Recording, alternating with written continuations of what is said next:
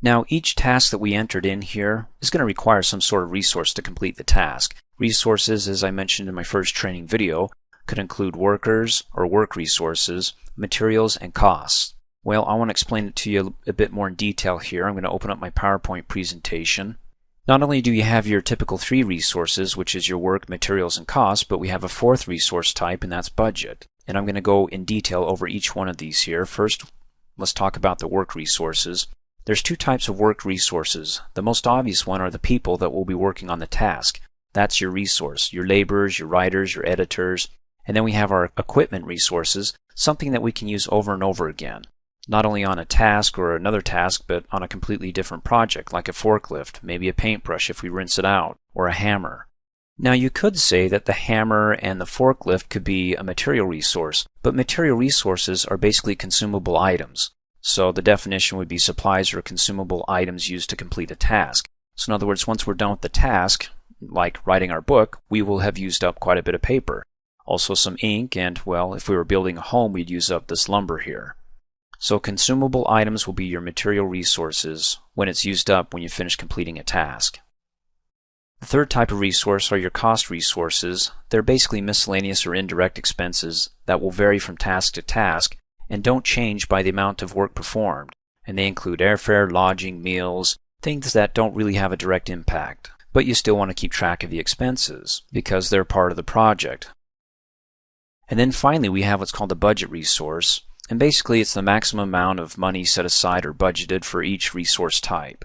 So we've got a set budget for our work. We've got a set budget for the materials, a set budget for the costs. And like I said, those are the four types of resources. So with that in mind, I'm going to go ahead and escape out of the PowerPoint presentation, go back to my project, and let's get out of this view to our resource sheet view where we can enter in all our resources.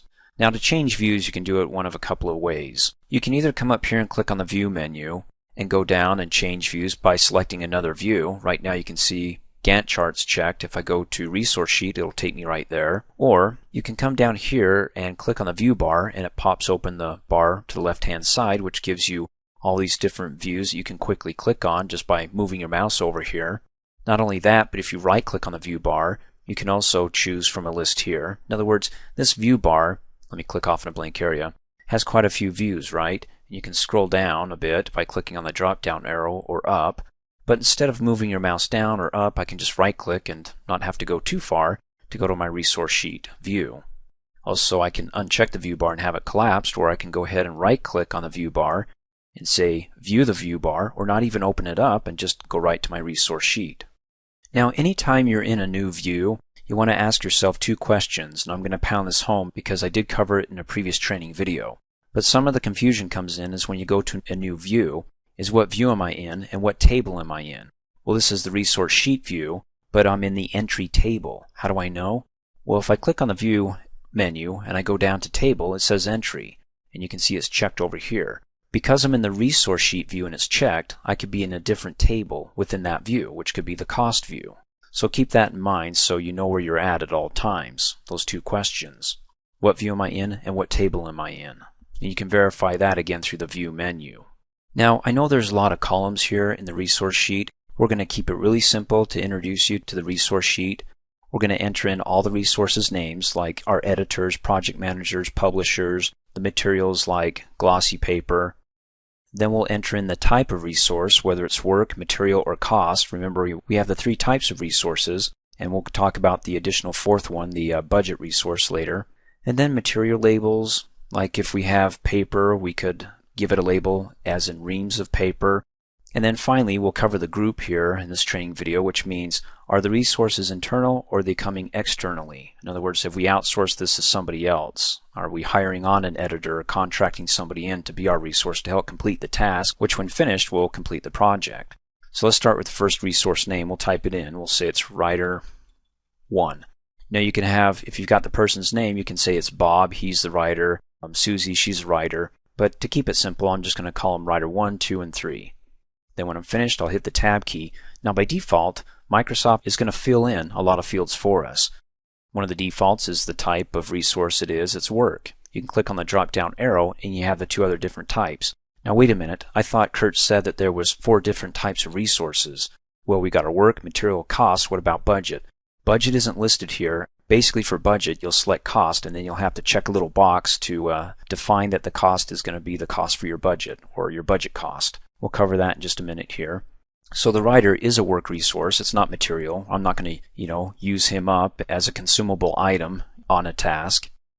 And then over here for the group, you can do whatever you want when it comes to group. I'm keeping it simple. This writer is employed by us, so I'm going to put him in the internal group and hit enter. And for right now, that's what we're going to focus on. In a later training video, I'll cover over the rest of the columns here, like the max units and the standard rate, cost used, and so on.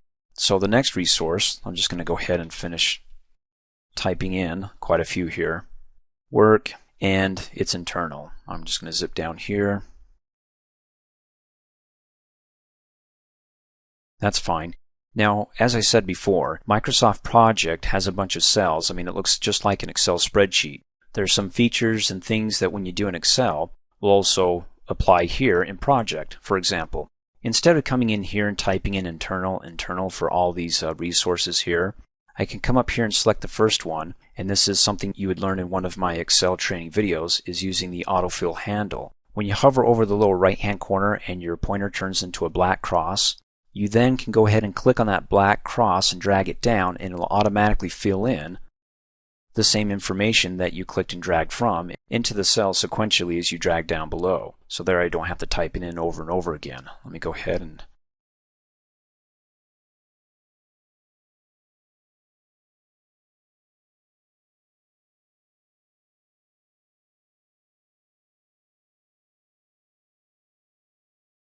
now my travel expenses are going to be cost because there's no real way to tie it to a task as you would like with work, a worker actually working on the task, or consumable material that I can actually say when the task is completed we used 50 sheets of paper.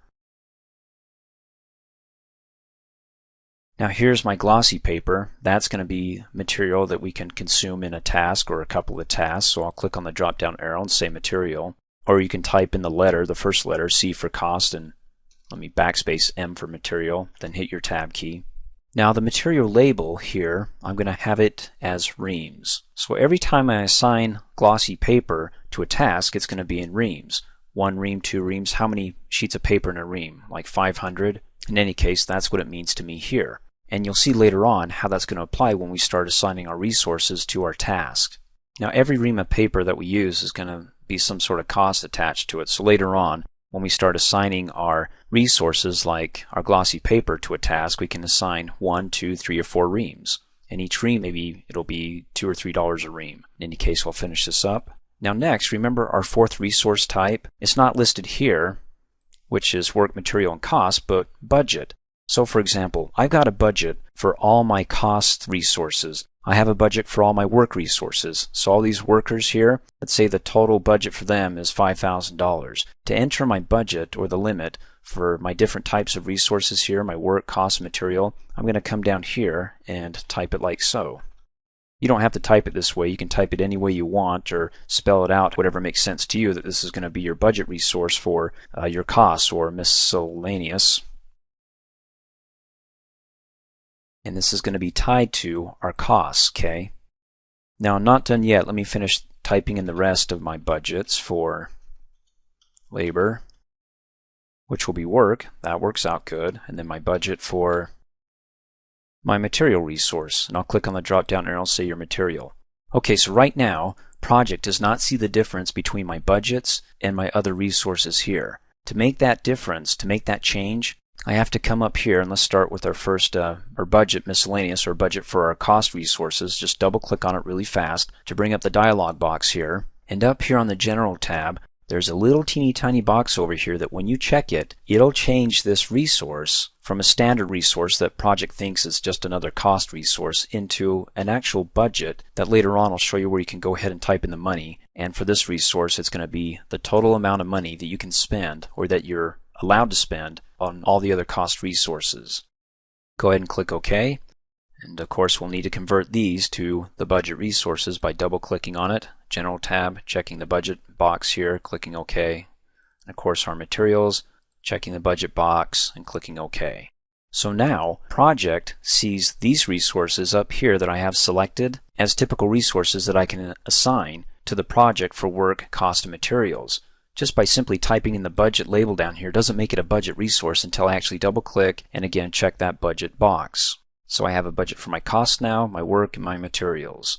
And like I said, later on we're going to go ahead and assign the actual cost. Like our writer, we may charge $50 an hour, so I'll go ahead and put it over in the standard rate per hour. And also our editor, and then we'll have a set budget that we'll enter in for the cost, work, and materials.